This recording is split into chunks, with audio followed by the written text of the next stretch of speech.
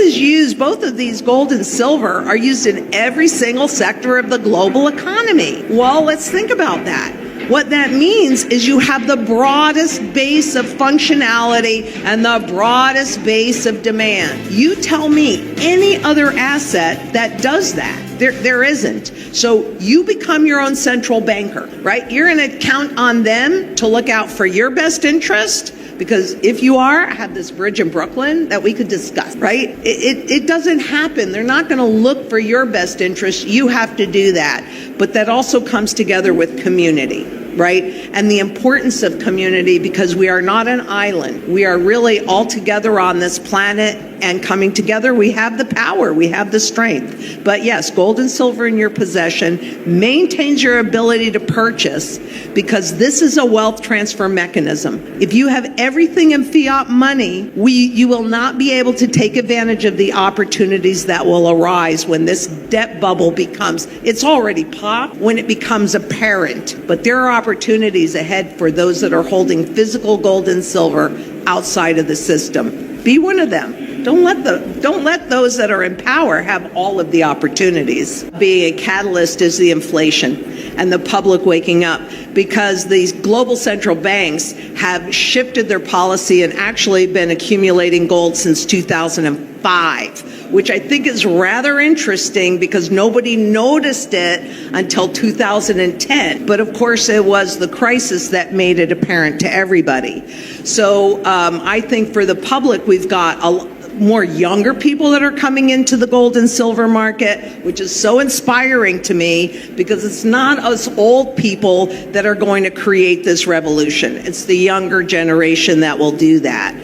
So I think that's also a catalyst for silver. And you know, silver, most undervalued metal. Look, these markets are not a place where you can get any level of good price discovery. Everything has been turned into a trade. If you think when you pay your utility bill that's actually supply and demand, think again. When you go to the grocery store and you buy your food prices, everything is being guided by traders. That's how the banks make most of their money these days, not from lending, but from trading. So I think that it'll be the inflation, because I think this year we're going to see a lot more and a lot faster inflation, and the public starts to notice it. So I think it's public buying that's going to push it, because central banks have been buying and accumulating it for a long time. But the other thing that I'd like to point out is, if it's so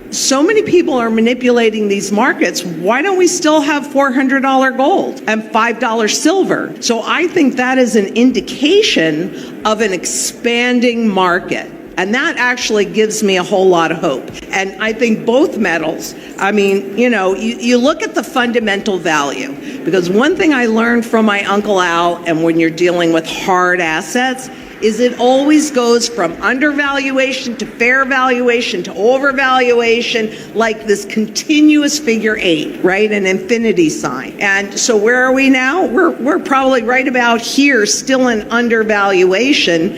And I say that if they were going to do an overnight revaluation, because that is when we will see it move toward its fundamental value.